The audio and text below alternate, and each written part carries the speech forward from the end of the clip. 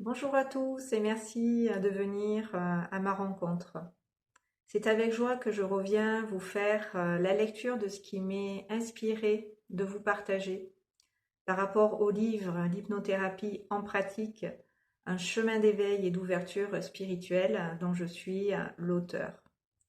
Si vous arrivez sur cette chaîne et que vous me découvrez à travers cette vidéo, je vous invite à regarder d'abord celle qui est intitulée Le livre L'hypnothérapie en pratique, épisode 1, puisque cette vidéo, la deuxième, s'inscrit dans une série de plusieurs vidéos sur ce thème. Donc pour suivre celle-ci dans l'ordre et cette histoire que je vous raconte à chaque fois, le mieux c'est de prendre la série dès le début. Donc comme je vous l'ai transmis dans le premier épisode justement de cette série de plusieurs vidéos sur ce livre, je reçois de mon moi supérieur et de ma guidance intérieure ces mots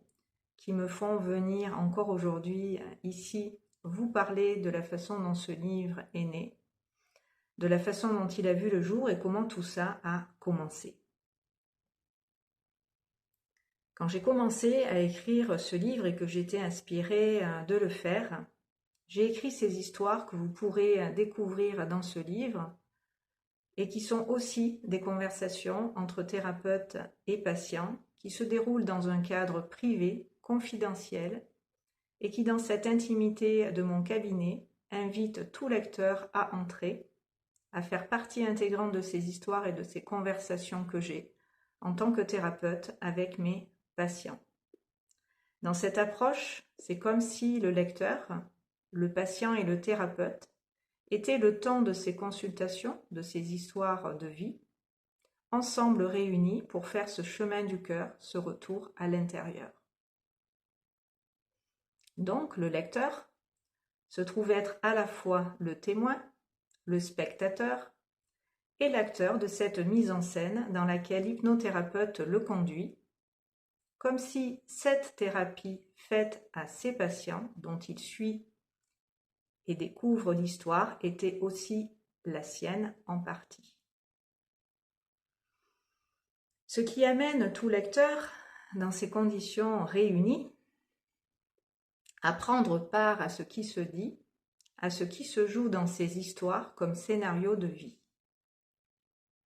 Et comme il y a dans ce livre 5 histoires qui sont racontées sous une forme où tout lecteur peut totalement, dans ces scénarios de vie, s'y retrouver, celui-ci rentre obligatoirement aussi en résonance avec ce qui en fond est traité par l'hypnothérapeute que je suis. Je me mets moi-même dans ce livre en scène et je fais, tout comme le lecteur qui me lit, partie intégrante de ces histoires que les patients, venus me consulter, me confient au moment où s'initie leur thérapie. Cela signifie aussi qu'en lisant ce livre, le lecteur lui-même vient à ma rencontre et fait déjà à travers cet ouvrage et ces histoires un premier pas vers lui,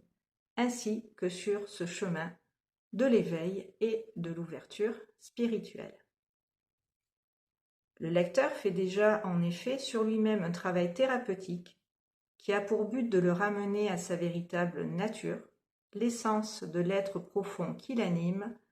et l'habite, dont il comprend de plus en plus au fil des pages le dessin. Alors, le dessin, D-E-2-S-I-N, parce que je vais vous parler du dessin de la couverture tout à l'heure, donc on s'entende bien sur les mots et leur signification. La langue française est tellement riche de mots dont la consonance est la même et le sens différent, mais si on rapproche les deux, on n'est pas loin d'une certaine vérité qui peut dépasser l'entendement humain. Donc, j'y viens à la couverture, c'est pourquoi la couverture de ce livre, réalisé par mes soins, est un chemin qui rencontre un cœur, et ce cœur de lumière, en lien avec ce chemin, forme une serrure qui mène tout lecteur directement au cœur de l'être, au cœur de son essence divine, et le personnage qui est en route sur ce chemin est symboliquement l'humain en incarnation, en recherche du divin, en quête de la source en lui-même, et qui est aussi la clé qui ouvre cette serrure qui représente quant à elle l'inconscient. C'est pourquoi elle est cachée. Vous ne l'aviez peut-être pas d'emblée vu sur ce dessin que j'ai fait, dont je vous révèle à présent le sens plus profond de tout ce que j'ai partagé et transmis dans ce livre, rempli de codes énergétiques angéliques très puissants pour notre évolution tant humaine que spirituelle.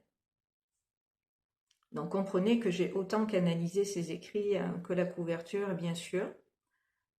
Mes guides ont énormément insisté pour que je fasse cette couverture aussi, et voilà, vous allez comprendre pourquoi c'était si important que vraiment mes énergies soient dedans en totalité du début jusqu'à la fin. Autrement dit, chers lecteurs, chères lectrices, vous êtes la clé qui ouvre la serrure, qui donne accès à tout ce que vous portez en vous, qui vous habite, qui fait partie de votre intériorité, et que l'hypnose en conscience vous permet de retrouver dans le but de vous servir, de vous guérir et de servir votre évolution. Vous vous rappelez à vous-même et à ces différentes facettes de votre être qui, dans ces séances d'hypnose, sont réactivées et mises en lumière pour que vous vous souveniez de votre véritable nature, c'est-à-dire de votre âme. Je vous explique tout ça dans la première partie du livre en prenant appui sur une interview complètement fictive entre l'hypnothérapeute que je suis et la journaliste qui se propose de me poser des questions afin de pouvoir avoir matière à rédiger un article dans son journal et qui permet en même temps au lecteur, de manière ludique, humoristique et vivante, de savoir exactement ce qu'est l'hypnose. Ce qui constitue l'entrée en matière de cet ouvrage, dont je vous parlerai davantage dans le prochain épisode de cette série de vidéos sur le livre. Et alors que la journaliste m'interviewe et que je rédige en tant qu'auteur de ce livre autant les questions que les réponses, je comprends à travers ce personnage qu'est la journaliste que je suis en train d'écrire un livre qu'elle me suggère d'ailleurs de rédiger lors de cet échange que j'ai en tant que thérapeute avec elle. C'est là que j'ai réalisé et pris conscience que toutes ces histoires fictives entre thérapeutes et patients que j'avais inventées, en m'inspirant de toutes ces thérapies menées avec les centaines de personnes venues me consulter, n'étaient pas seulement pour moi un exutoire ni une façon de m'auto-analyser, mais bel et bien un enseignement, une guidance, des soins que je devais à travers et par le biais de ces écrits partager avec le plus grand nombre. C'est pour ça que ce livre, qui à la base m'était personnel, est devenu ce livre de chevet que tout un chacun peut lire, car j'ai souhaité, dans l'intention comme dans la forme, qu'il s'adresse à tous, quelle que soit notre ouverture de conscience. Le but étant justement d'ouvrir les esprits à ce qu'il y a de plus grand en nous et de donner aussi l'impulsion à ceux qui sont les plus éloignés de cette conscience, voire fermés, la possibilité de se rencontrer et dans cette rencontre avec eux-mêmes, de reconnecter avec leur être originel, leur âme humaine. C'est pourquoi, pour en finir avec la couverture du livre, j'ai dessiné au cœur du cœur une étoile qui représente dans sa symbolique l'âme. Vous avez peut-être à ce sujet entendu parler de l'étoile de l'âme. Pour moi, l'étoile de l'âme est l'équivalent de notre moi supérieur, de notre guidance intérieure. Elle est celle qui guide nos pas sur ce chemin d'éveil, de la conscience et de l'ouverture spirituelle. Elle représente également, dans sa symbolique, notre destin. Quand nous faisons et avançons sur ce chemin du cœur, c'est vers notre belle destinée que nous cheminons. C'est en sa direction que nous allons et nous nous rendons. Quand nous faisons en conscience ce chemin du cœur, ce retour à l'intérieur, ce chemin de l'âme et ce retour au divin, au soi divin, nous ne pouvons qu'être sur la bonne voie et sur cette voie évoluer vers le meilleur de nous-mêmes et ce pourquoi dans cette vie nous sommes nés, nous sommes venus nous incarner, nous sommes venus manifester notre amour, notre lumière, pour la rayonner, la partager. C'est pourquoi j'ai dessiné des rayons violet, blanc et or, couleurs des vibrations spirituelles les plus élevées,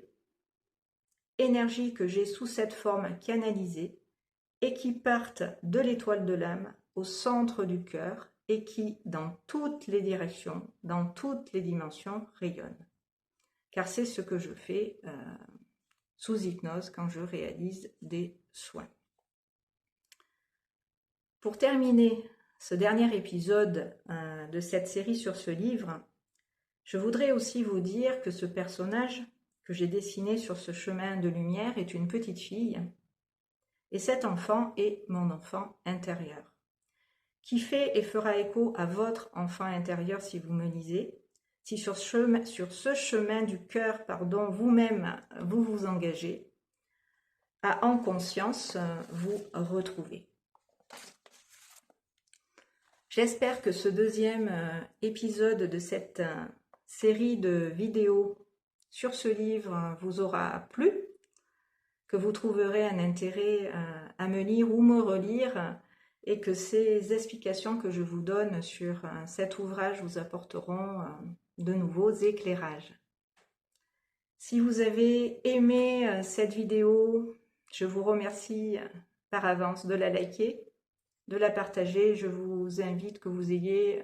lu ou non ce livre, si ces informations que je vous transmets aujourd'hui vous parlent et correspondent à ce que vous cherchiez ou recherchiez sur votre chemin, ben c'est sympa. Si vous en avez l'élan de me le partager, de me laisser un commentaire à ce sujet. Voilà, et puis pour ceux qui ont lu le livre, est-ce que cela vous éclaire d'avoir ces infos supplémentaires? Ça peut être sympa aussi avec les copains de partager. En tout cas, merci beaucoup pour vos retours déjà, vos likes et les partages que vous faites, aussi de vos propres expériences et le partage des vidéos également pour que l'info circule. Merci, vraiment merci beaucoup d'être là, de me suivre, d'être de plus en plus nombreux à rejoindre cette belle communauté que nous formons, qui me fait savoir que la vie a toujours raison et que c'est juste tout ce que nous faisons. Et même si j'avais des doutes au départ à venir ici vous parler, maintenant je suis convaincue effectivement que ça a un intérêt et une utilité pour vous. Donc merci beaucoup d'être là, je vous dis à très très bientôt sur ces bonnes longueurs d'onde. Merci de m'avoir écouté.